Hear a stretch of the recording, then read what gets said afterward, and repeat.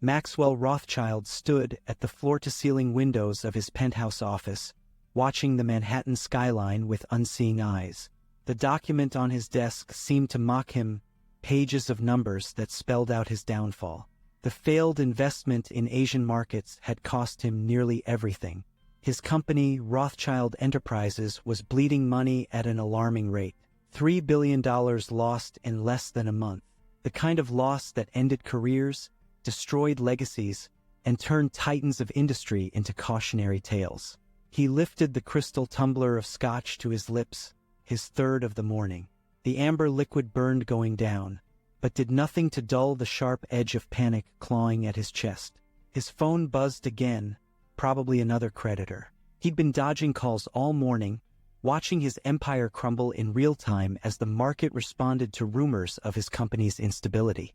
Rothschild Enterprises stock had dropped 60% in the past week alone. The great Maxwell Rothschild, named one of New York's most eligible bachelors 3 years running, was now facing bankruptcy. The irony wasn't lost on him. He'd built his reputation on being ruthlessly good at what he did, on never making mistakes. Now one miscalculation had brought his empire crumbling down. He'd bet big on emerging markets in Southeast Asia, leveraging everything he had on what should have been a sure thing. Then the government had changed overnight, contracts were voided, and billions vanished into thin air. His office door opened without warning, something that hadn't happened in the 15 years since he'd founded the company. His secretary Margaret entered, her usually composed face tight with worry. "Mr. Rothschild, I'm sorry to interrupt, but Mr. Harrison Chun is here to see you." Maxwell's stomach dropped. Harrison Chun was the CEO of Chun Global, one of his biggest rivals in the investment banking sector. The last person he wanted to see him in this state. Chun had always looked down on him, viewing Maxwell's rapid rise to wealth as unseemly, too aggressive, too American. Old money versus new money, a tale as old as New York itself. "Tell him I'm in a meeting. He says if you don't see him now, he'll go straight to the press about your company's situation." His exact words were, "Tell Maxwell he can face me now, or face the Wall Street Journal tomorrow morning." Maxwell's jaw clenched. Of course Chun would know. The man had eyes and ears everywhere in the financial district. He straightened his tie, squared his shoulders, trying to project the confidence he'd always worn like armor. "Send him in." Harrison Chun entered with the confidence of a man who knew he held all the cards. At 65, he carried himself with the dignity of old money and tradition, everything Maxwell, with his self-made fortune, had always secretly envied. Chen's family had been in banking for 3 generations, their name synonymous with stability and wealth. Maxwell, who'd grown up in a middle-class family in Queens, had fought his way into this world through sheer determination and ruthless ambition. "Rothschild?" Chun nodded, settling into one of the leather chairs without waiting for an invitation. "Rough week." "Cut the small talk, Harrison. What do you want?" Chen's lips curved in a slight smile. "Always direct. I like that about you."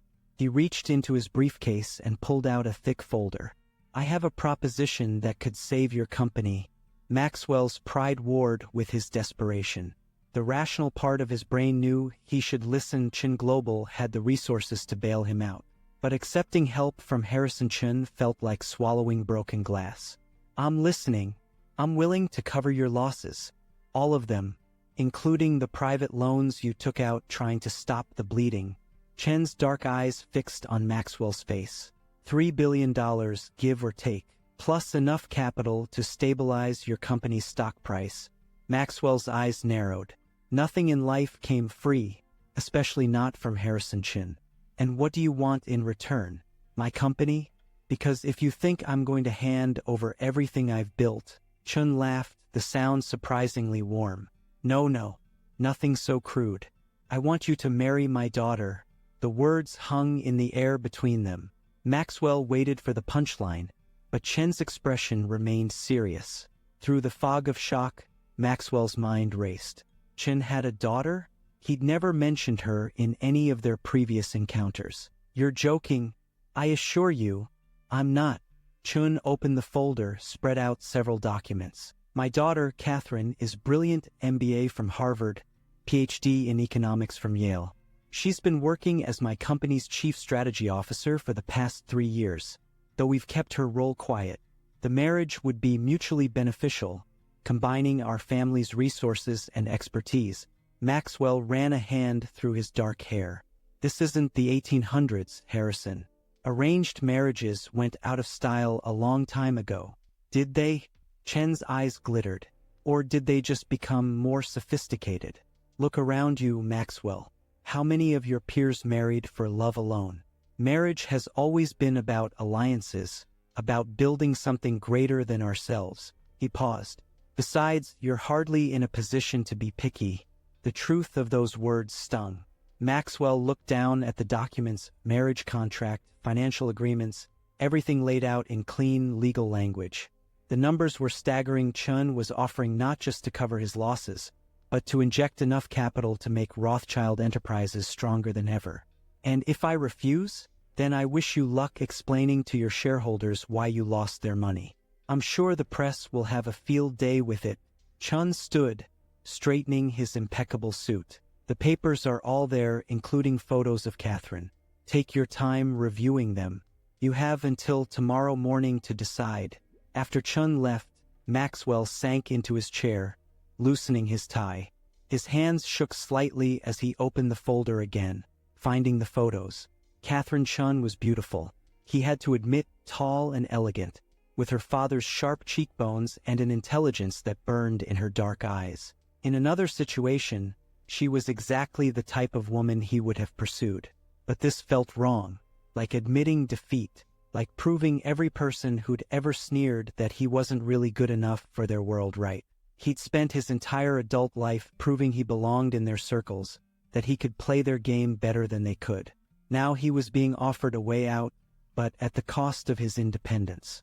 His phone buzzed again, another creditor. Maxwell closed his eyes, remembering his father's words from long ago. Pride is expensive, son. Make sure you can afford it. His father had been a high school teacher, practical to his core. He'd never understood Maxwell's burning ambition, his need to prove himself in the world of high finance. Looking at the marriage contract again, Maxwell noticed something odd. Catherine Chen had signed it already, her signature elegant and precise at the bottom of each page. She'd agreed to this arrangement without even meeting him. Why? What was her angle in all of this? The contract terms were clear. They would have to stay married for at least 2 years. Public displays of affection would be required at social events. They would live together in his penthouse. Everything carefully orchestrated to present the image of a power couple, joining 2 of New York's most prominent financial families. His computer chimed with another stock alert. Rothschild Enterprises had dropped another 5% in the last hour. His empire was bleeding out, and Harrison Chen was offering a tourniquet. Pride was expensive indeed. Right now, it was a luxury he couldn't afford. Maxwell picked up his phone and dialed Chen's number. It rang once before the older man answered. I assume you've made your decision? Maxwell took a deep breath, feeling the weight of the moment. I'll do it. I'll marry Catherine. Excellent. Chen's voice was smooth, satisfied. The wedding will be in 2 weeks. Small, private ceremony. We don't want to attract too much attention given your company's current situation. I'll have my lawyers start the financial transfers immediately. I want to meet her first, Maxwell said quickly. Before the wedding, there was a pause on the other end of the line. Of course. Dinner tonight, 8 o'clock. The River Cafe. Don't be late. The line went dead before Maxwell could respond. He looked out at the city again, the afternoon sun glinting off glass and steel. Somewhere out there, Catherine Chen was preparing to meet her future husband. He wondered what she thought about all this, whether she was as trapped by circumstance and family obligation as he was. One thing was certain, this marriage would change everything. He just had no idea how much. The River Cafe sparkled like a jewel box set against the Brooklyn Bridge, its panoramic windows offering a pristine view of the Manhattan skyline. Maxwell arrived 15 minutes early, his usual confidence wavering as he handed his keys to the valet. He changed suits 3 times before settling on a charcoal Tom Ford that had always served as a kind of armor in difficult negotiations. Tonight felt like the most important negotiation of his life. The maitre d' led him to a private table near the windows. Harrison Chun was already there, looking perfectly at ease in a custom-made suit that probably cost more than most people's cars. But it was the woman beside him who captured Maxwell's attention. Catherine Chun was even more striking in person than in her photos. She wore a simple black dress that spoke of old money restraint, her dark hair falling in elegant waves past her shoulders. But it was her eyes that held him, sharp, calculating, with none of the nervousness he might have expected from someone about to meet their arranged future spouse. Maxwell. Harrison rose to greet him. "Meet my daughter, Catherine." Catherine extended her hand, her grip firm and professional. "Mr. Rothschild, your reputation precedes you. Please call me Maxwell." He tried to read her expression, but her face remained carefully neutral. "Though I'm not sure which reputation you're referring to." A ghost of a smile crossed her lips. "All of them." They sat down, and Maxwell couldn't shake the feeling that he was being assessed, measured against some standard he didn't understand. Catherine's posture was perfect, her movements graceful but controlled. She reminded him of a chess player, already thinking several moves ahead. "I took the liberty of ordering champagne," Harrison said, as a waiter appeared with a bottle of Krug. "We should celebrate the occasion." Maxwell watched as Catherine accepted her glass with a polite smile that didn't quite reach her eyes. She'd clearly inherited her father's poker face, giving away nothing of her true feelings about this arrangement. "To new beginnings," Harrison raised his glass. "And profitable partnerships," Catherine added, her tone just shy of ironic. As they ordered dinner, Maxwell tried to engage Catherine in conversation, to get some sense of the woman he was supposed to marry in 2 weeks. Her responses were intelligent and measured, but revealed little about herself. She spoke about market trends, about the strategic advantages of merging their company's resources, about the synergies they could exploit. It was like talking to a particularly well-programmed AI. All perfect responses, no real connection. "You seem very accepting of this arrangement," Maxwell said finally, when Harrison excused himself to take a phone call. Catherine took a sip of her wine, studying him over the rim of her glass. "Should I not be? It's a logical business decision. You need capital, my father needs your market expertise and connections. Marriage is just another form of merger and acquisition. Is that all you think marriage is? Isn't that what it's always been, at our level?" She set down her glass with precise movements. "Look at the divorces in our social circle, Mr. Rothschild. How many ended with asset divisions that looked remarkably like corporate dissolutions? At least we're being honest about our motivations from the start." Her words bothered him more than they should have. "You can drop the Mr. Rothschild. We are getting married, after all." "Are we?" Catherine leaned forward slightly, her voice dropping. "Let's be clear about something, Maxwell. This marriage is a business transaction. Nothing more. You get your bailout, my father gets what he wants, and I—" She paused, something flickering behind her eyes before vanishing. "I get to do my duty as a dutiful daughter." Before Maxwell could probe that interesting hesitation, Harrison returned to the table. The rest of dinner passed in a blur of small talk and business discussion. Catherine participated when necessary, but Maxwell caught her watching him when she thought he wasn't looking.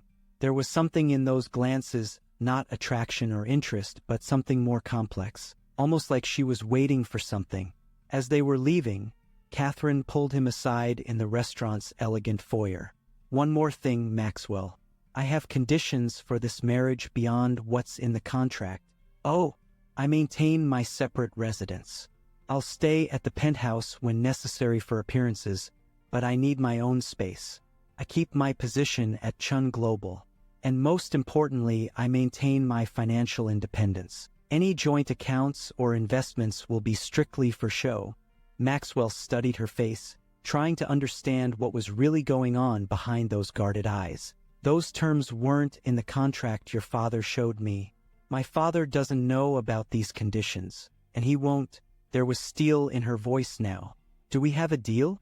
He should have asked more questions. Should have wondered why she needed these specific conditions, why she was going behind her father's back. But the champagne had dulled his usual sharp instincts, and he was still processing the surreal nature of the entire evening. "Deal," he said, extending his hand. Catherine shook it, her grip as firm as before. But this time, he caught something else in her expression: satisfaction, as if he'd just passed some kind of test, or fallen into some kind of trap. "I'll see you at the wedding, then," she said, turning to leave. "Catherine," he called after her, "why did you agree to this? Really?"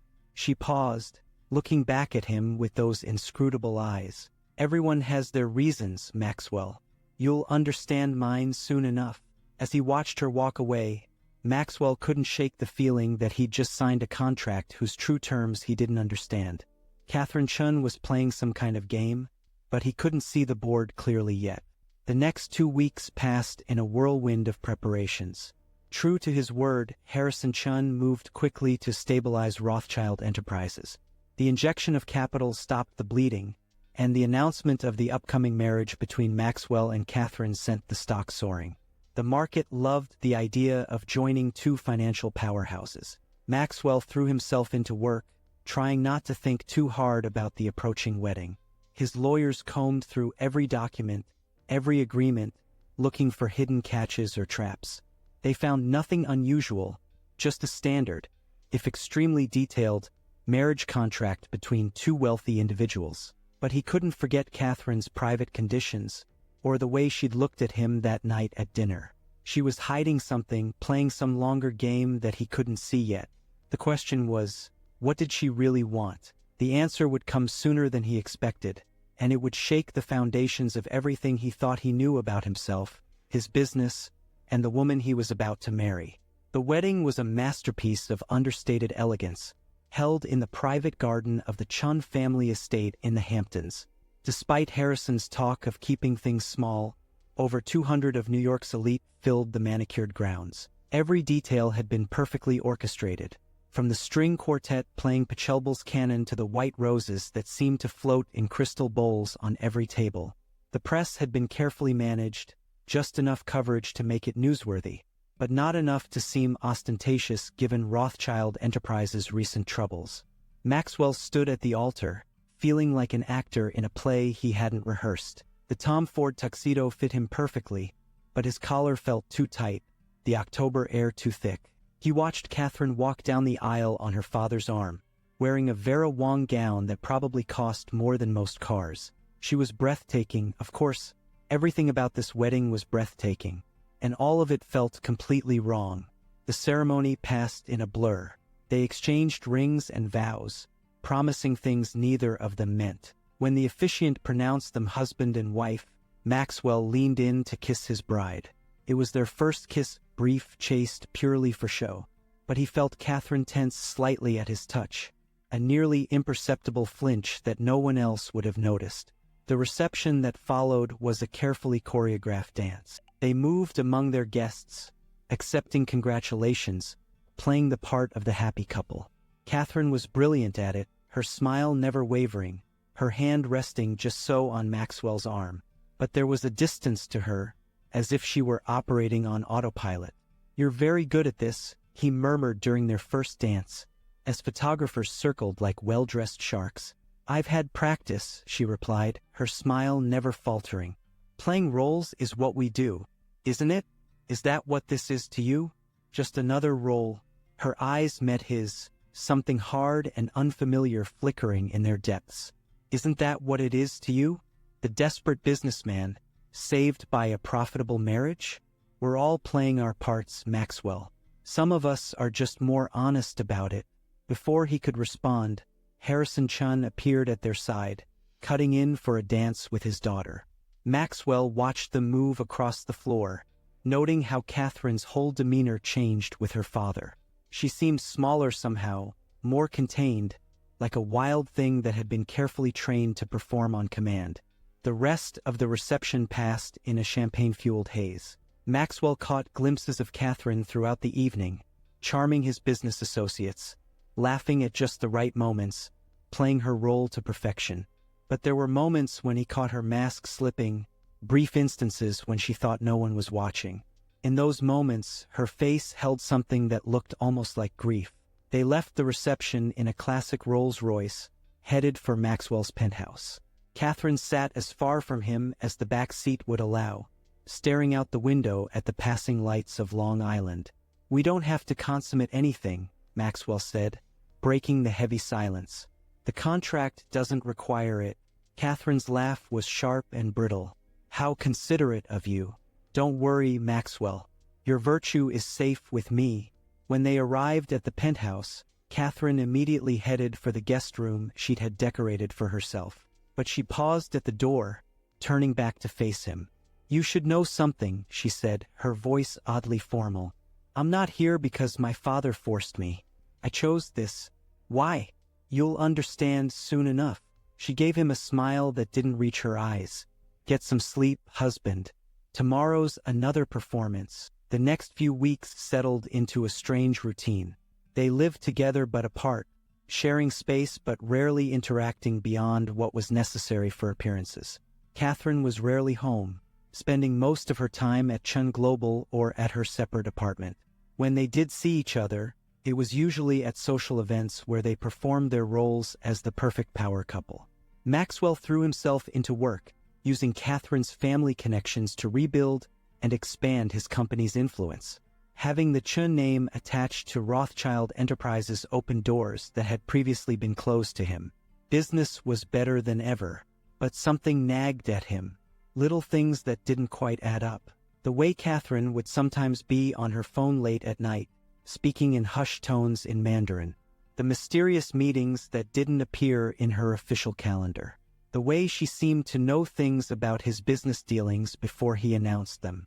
One night, about 2 months after the wedding, Maxwell came home late to find Catherine in his home office, sitting at his desk with his laptop open in front of her. "What are you doing?" he demanded, anger and suspicion rising in his throat. Catherine didn't even flinch.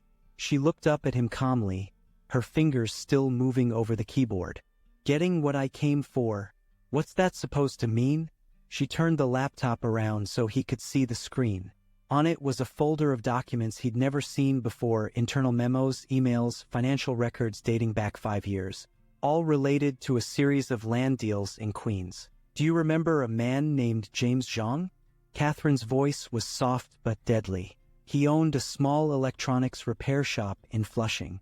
The building had been in his family for 3 generations. Maxwell felt the blood drain from his face. He remembered. It had been one of his first major development deals, buying up a block of old buildings to build luxury condos. Some of the owners had been reluctant to sell. "That was business," he said, but his voice sounded weak even to his own ears. "Business?" Catherine's laugh was cold and sharp as broken glass. "Is that what you call what you did to him? Using shell companies to buy up the surrounding properties? Hiring thugs to harass his customers? Having city inspectors show up every week with fake violations until he couldn't afford to keep fighting?" She stood up, her movements fluid and controlled. "James Zhang was my uncle, my mother's older brother.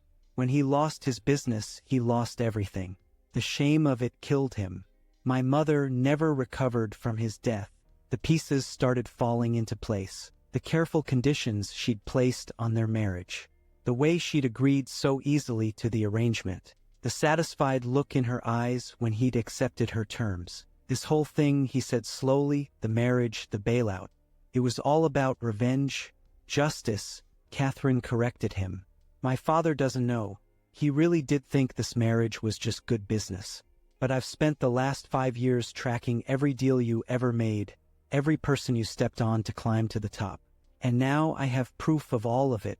She pressed a key on the laptop, and his printer whirred to life. "These documents show a pattern of fraud, intimidation, and illegal business practices. Enough to trigger investigations by the SEC, the FBI, and probably half a dozen other agencies. Your empire wouldn't survive it." Maxwell felt the floor shifting under his feet. Everything he'd built, everything he'd fought for, balanced on a knife's edge. "What do you want?" "I want you to make it right." Catherine said simply. All of it. Every person you've hurt, every life you've ruined. You're going to find them and you're going to make amends, starting with the families in Queens. And if I refuse, then I release everything. Your reputation, your company, your freedom, all gone. She walked to the door, pausing to look back at him. You have 48 hours to decide. Choose wisely, husband. After she left, Maxwell sank into his chair, his mind racing. The wheel had turned full circle. He'd married Catherine to save his company, only to discover that she might destroy it anyway, unless he did what she asked, unless he faced the consequences of his past actions and tried to make them right. The irony was bitter as poison in his mouth.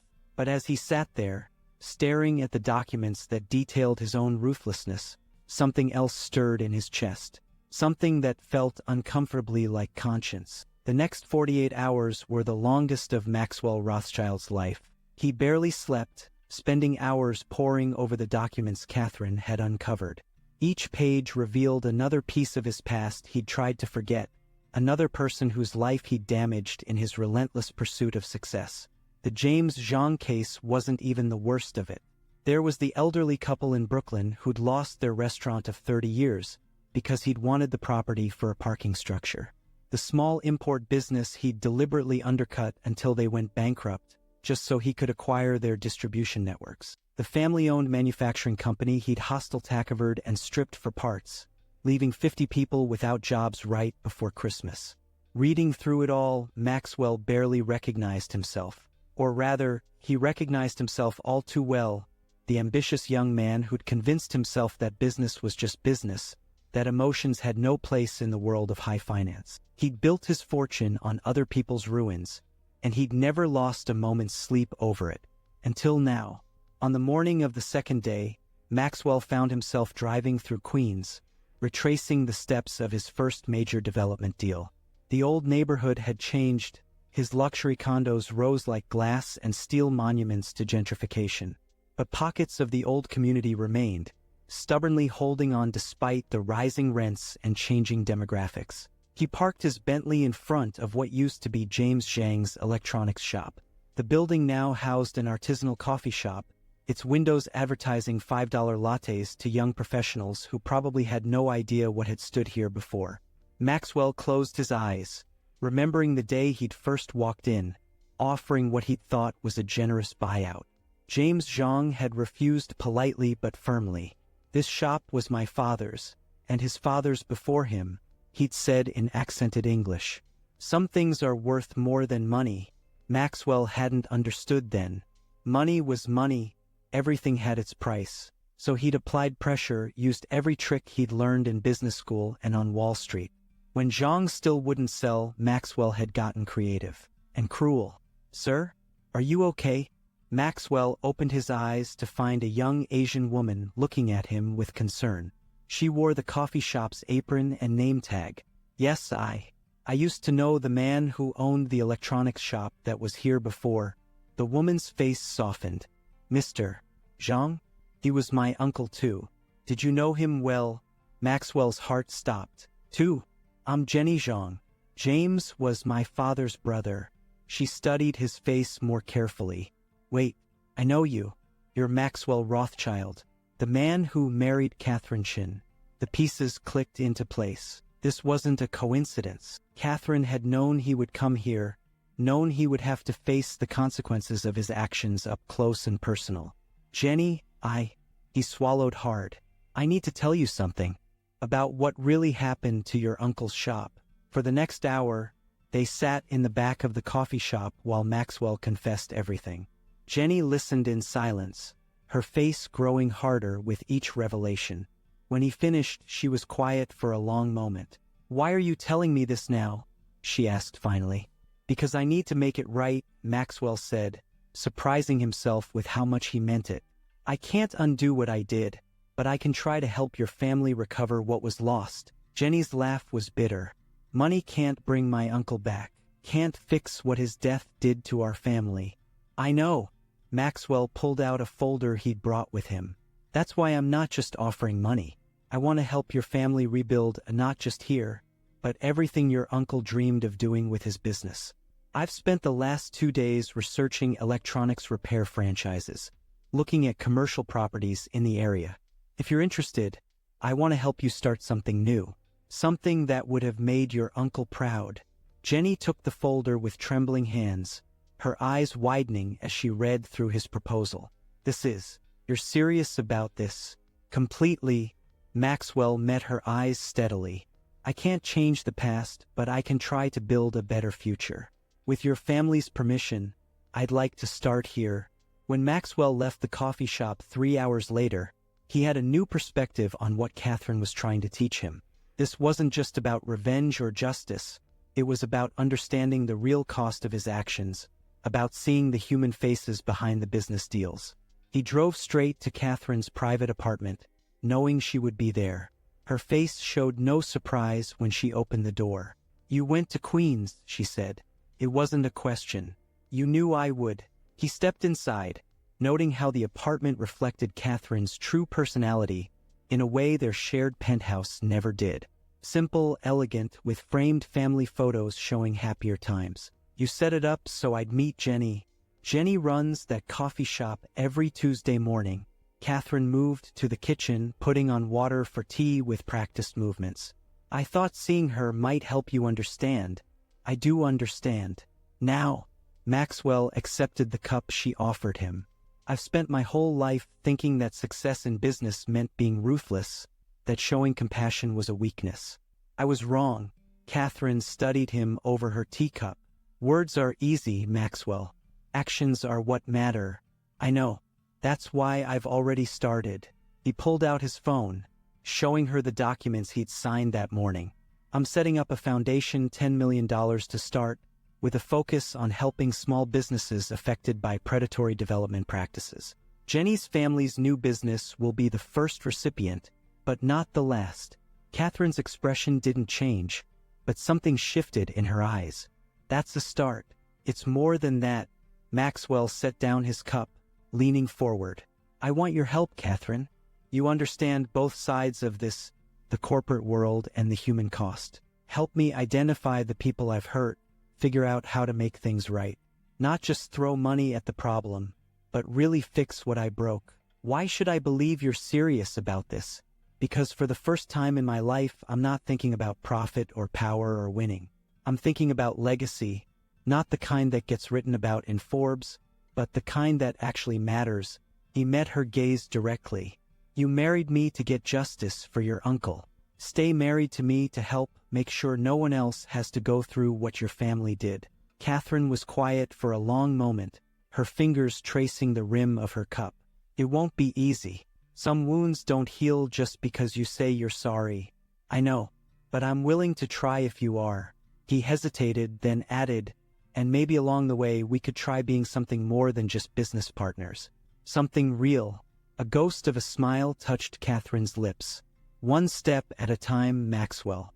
Let's start with fixing what's broken. The rest, we'll see."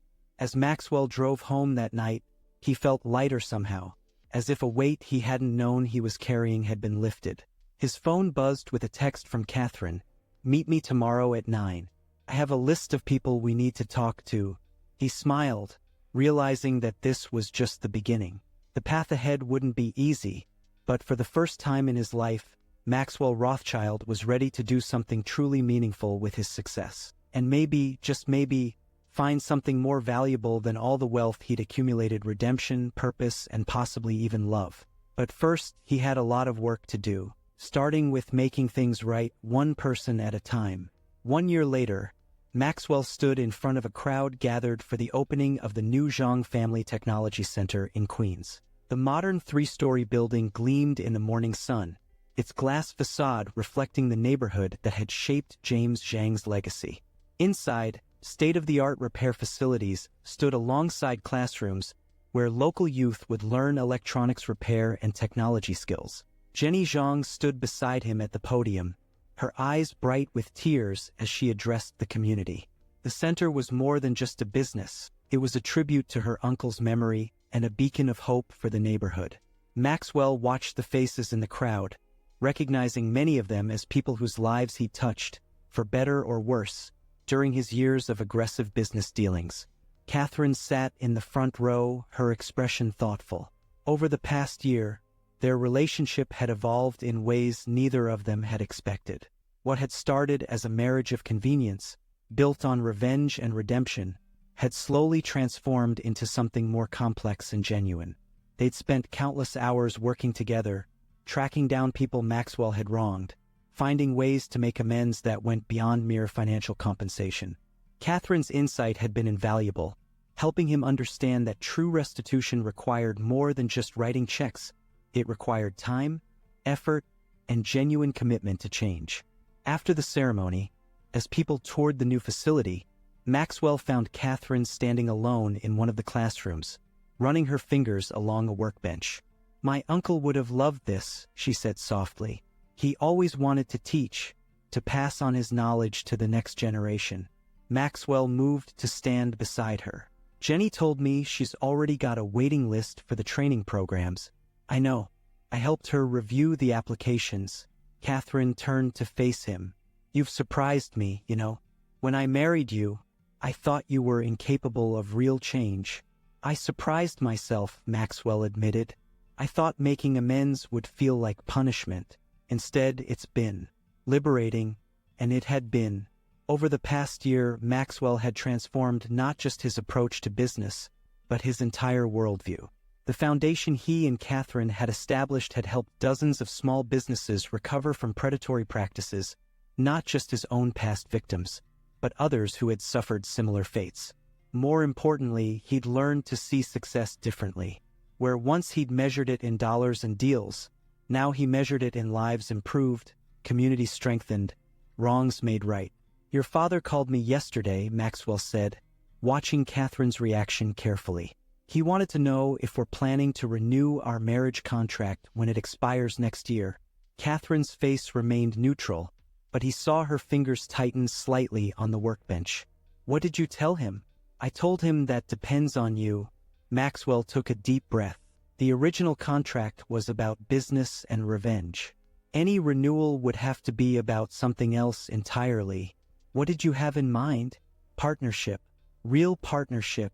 He turned to face her fully. "This past year, working together, seeing how you think, how you care about making things right. I've fallen in love with you, Catherine. Not the role you play at social events, but the real you.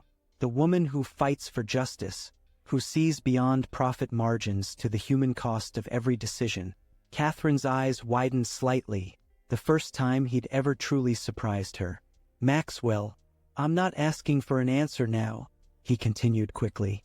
"The contract still has months to run. But I want you to know that if we continue this marriage, I want it to be real. No more performances, no more separate lives. Just us, building something meaningful together." Catherine was quiet for a long moment, her dark eyes searching his face. "When I married you," she said finally, "I thought I knew exactly who you were. A ruthless businessman who destroyed my uncle's life. Someone who needed to be taught a lesson about consequences." She moved closer, close enough that he could smell her subtle perfume. "But watching you change this past year, seeing you work to make things right, not just with my family but with everyone you'd wronged, you've become someone else entirely. Someone I never expected to." She paused, a rare moment of uncertainty crossing her face. "To what?" Maxwell asked softly.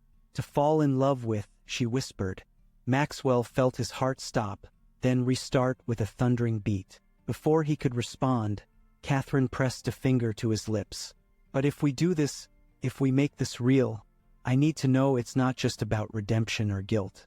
I need to know you're doing it because you truly want to build a life with me." Maxwell gently took her hand from his lips, holding it against his heart. "Catherine, making amends for my past might have brought us together, but it's not what keeps me here.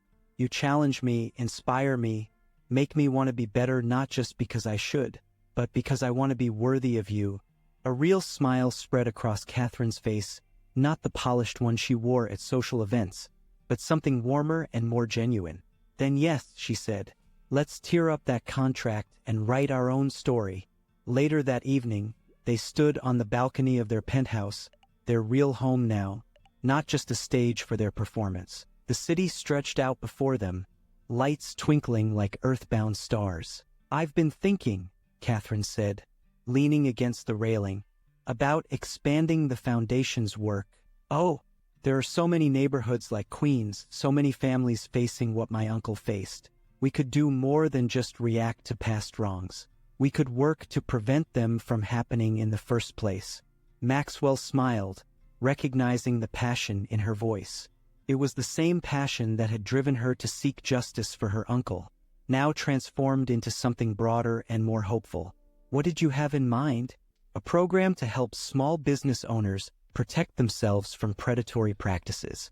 Legal aid, business education, community organizing. Give them the tools to fight back before they lose everything." "I like it," Maxwell said, wrapping an arm around her waist. "It's perfect, actually. Taking what we've learned and using it to create real change." Catherine turned in his embrace, her eyes bright with purpose. "We could call it the James Zhang Initiative. Make it his legacy." "Our legacy," Maxwell corrected gently.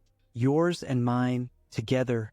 As they stood there, planning their future, Maxwell marveled at how far they'd come. A marriage that had begun as a business transaction had transformed into a true partnership. His quest for redemption had led him not just to a better way of doing business, but to real love. The next morning, they would begin work on their new initiative. There would be challenges ahead, obstacles to overcome, more wrongs to right. But they would face them together, not as two people bound by a contract, but as partners who had found something rare and precious. A second chance at both success and love. Maxwell looked at his wife, his real wife now, not just in name, and saw their future reflected in her eyes. It wouldn't always be easy, but it would be meaningful. And in the end, that was worth more than all the wealth and power he'd ever chased. "I love you," he said simply, the words feeling natural and right. Catherine smiled, that real smile that still made his heart skip a beat. "I love you too," she replied. "Now let's get to work. We have a legacy to build."